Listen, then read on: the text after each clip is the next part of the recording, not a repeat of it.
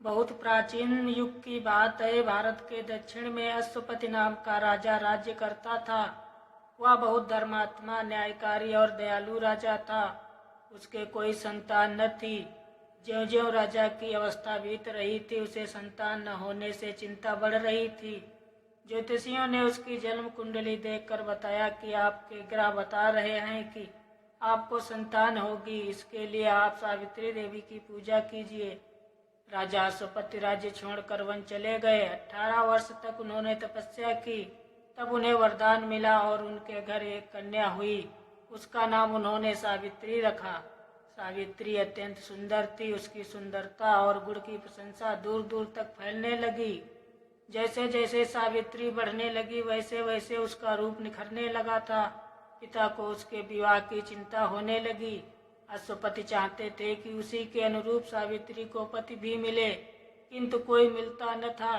सावित्री का मन बहलाने के लिए अश्वपति ने उसे तीर्थ यात्रा के लिए भेज दिया और उसे आज्ञा दी कि तुझे पति चुन लेने की पूर्ण स्वतंत्रता देता हूँ। सावित्री का रथ जा रहा था कि उसे एक अद्भुत स्थान दिखाई दिया।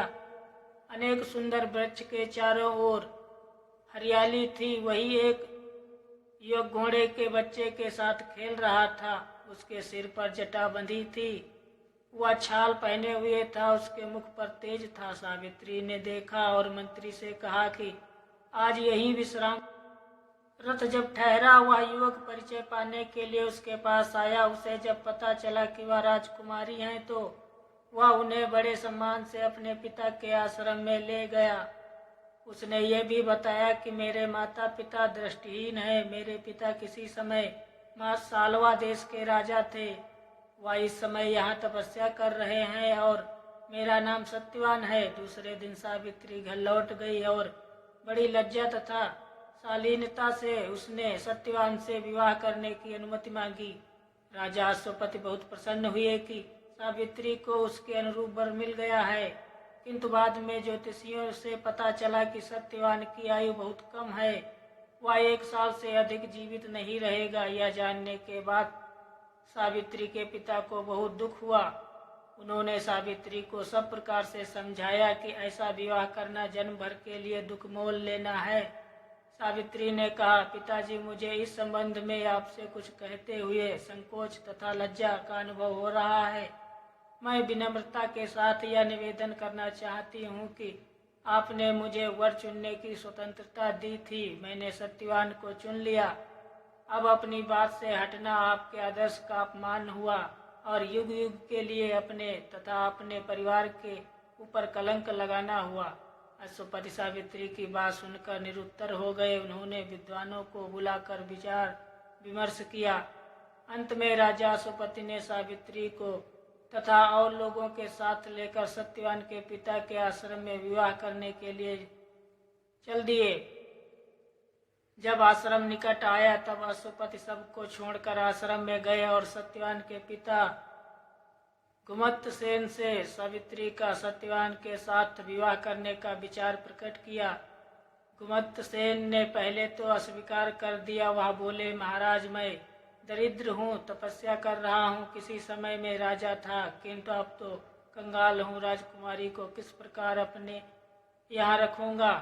तब अश्वपति ने उन्हें सारी स्थिति बता दी और विवाह कर लेने के लिए आग्रह किया। अंत में सत्यवान के पिता मान गए और वही वन में दोनों का विवाह हो गया। अश्वपति विवाह में बहुत साधन अलंकार आदि दे रहे थे। घुमतसेन ने कुछ भी नहीं लिया। उन्होंने कहा, मुझे इससे क्या काम। विवाह के पश्चात सावित्री वही आश्रम में रहने लगी। उसने अपने सास ससुर तथा पति सत्यवान की सेवा में अपना मन लगा दिया। सत्यवान और सावित्री सदा लोक कल्याण तथा उपकार की बात करते थे। सावित्री दिन भर घर का काम काज करती थी। जब कभी उसे अवकाश मिलता था तो वह भगवान से अपने पति की लंबी आयु की प्रार्थना करती थी। जैसे जैसे समय निकट आता गया, उनकी चिंता बढ़ती गई। जब सत्यवान के जीवन के 3 दिन शेष रह गए तो सावित्री ने भोजन छोड़ दिया और दिन रात प्रार्थना करने लगी। लोग उसे भोजन करने के लिए समझाते, किंतु वह सबका अनुरोध टालती रही। तीसरे दिन जब सत्यवान जंगल में लकड़ी काटने जा रहे थे, सावित्री भी उनके साथ चली। सत्यवान ने समझाया कि तुमने 3 दिन से कुछ खाया नहीं है, तुम मेरे साथ मत जाओ। किंतु वह नहीं मानी और सत्यवान के साथ वन को चली गई। सत्यवान एक पेड़ पर लकड़ी काटने के लिए चढ़ गया। थोड़ी देर में उसने लकड़ी काट कर गिरा दी। सावित्री ने कहा, लकड़ी बहुत है, उतर आइए। सत्यवान पेड़ से उतरा। सत्यवान ने कहा, मेरे सिर में चक्कर आ रहा है। धीरे धीरे सिर में चक्कर बढ़ने लगा। सत्यवान धीरे धीरे बेहोश होने लगा और कुछ क्षण में उसके प्राण पखेरु उड़ गए। यह सब सावित्री पहले से जानती थी, फिर भी उसने अपने पति को निष्प्राण देखा और वह रोने लगी। इसी समय उसे ऐसा जान पड़ा कि कोई भयानक तेजपूर्ण परछाई उसके सामने खड़ी है। उसे देखकर सावित्री भयभीत हो गई। फिर अचानक न जाने कहां से उसमें बोलने का साहस आ गया। उसने कहा, प्रभु आप कौन हैं? उस छाया ने कहा, मैं यमराज हूँ। मुझे लोग धर्मराज भी कहते हैं। मैं तुम्हारे पति के प्राण लेने आया हूँ। तुम्हारे पति की आयु पूरी हो गई है, मैं उसके प्राण लेकर जा रहा हूँ। इतना कहकर यमराज सत्यवान के प्राण लेकर चलने लगे। सत्यवान का शरीर धरती पर पड़ा रहा। सावित्री भी यमराज के पीछे पीछे चलने लगी। थोड़ी देर बाद यमराज ने मुड़कर पीछे देखा तो सावित्री भी चली आ रही थी। यमराज ने कहा, सावित्री तुम कहाँ चली आ रही हो? तुम्हारी आयु बाकी है, तुम हमारे साथ नहीं आ सकती, लौट जाओ। इतना कहकर यमराज आगे बढ़े। कुछ देर बाद यमराज ने फिर मुड़कर देखा तो सावित्री चली आ रही थी। यमराज ने फिर कहा, तुम क्यों मेरे पीछे आ रही हो? सावित्री बोली, महाराज मैं अपने पति को कैसे छोड़ सकती हूँ? यमराज ने कहा, जो ईश्वर का नियम है वह नहीं बदला जा सकता।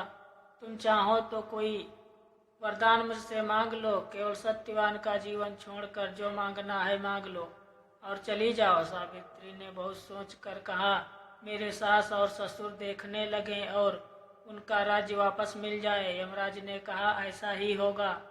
थोड़ी देर बाद यमराज ने देखा कि सावित्री फिर पीछे पीछे आ रही है। यमराज ने सावित्री को बहुत समझाया और कहा, अच्छा एक वरदान और मांग लो। सावित्री ने कहा, मेरे पिता को संतान प्राप्त हो जाए। यमराज ने वरदान दे दिया और आगे बढ़ गए। कुछ दूर जाने के बाद उन्होंने पीछे गर्दन घुमाकर देखा, सावित्री चली आ रही है। उन्होंने कहा, सावित्री तुम क्यों चली आ रही हो? ऐसा कभी नहीं हुआ। कोई जीवित शरीर मेरे साथ नहीं जा सकता, इसीलिए तुम लौट जाओ। सावित्री ने कहा, अपने पति को छोड़कर नहीं जा सकती, शरीर का त्याग कर सकती हूँ। यमराज चकराया कि यह एक कैसी स्त्री है, इतनी देर से कोई बात नहीं मानती, पता नहीं क्या करना चाहती है। उन्होंने कहा, अच्छा एक वरदान मुझसे और मांग लो। मेरा कहना मानो, भगवान की जो इच्छा है उसके विरुद्ध लड़ना बेकार है। सावित्री ने कहा, महाराज यदि आप वरदान ही देना चाहते हैं तो यह वरदान दीजिए कि मुझे संतान प्राप्त हो जाए। यमराज ने कहा, ऐसा ही होगा। यमराज आगे बढ़े, किंतु कुछ ही दूरी पर उन्हें ऐसा लगा कि वह लौटी नहीं। यमराज को क्रोध आ गया। यमराज ने कहा, तुम मेरा कहना नहीं मानती हो? सावित्री ने कहा, धर्मराज आप मुझे संतान प्राप्ति का आशीर्वाद दे चुके हैं और मेरे पति को अपने साथ लिए जा रहे हैं, यह कैसे संभव है? यमराज को अब ध्यान आया। उन्होंने सत्यवान के प्राण छोड़ दिए और सावित्री की दृढ़ता और धर्म की प्रशंसा करते हुए चले गए। इधर सावित्री उस पेड़ के पास पहुंची जहां सत्यवान जीवित पड़ा था। सावित्री ने अपनी धर्म तथा तपस्या के बल से असंभव को संभव बना दिया। तप और दृढ़ता में इतना बल होता है कि उसके आगे देवता भी झुक जाते हैं। इसी कारण सावित्री हमारे देश की नारियों में सर्वश्रेष्ठ हो गई और आज तक वह हमारे देश का आदर्श बनी हुई है।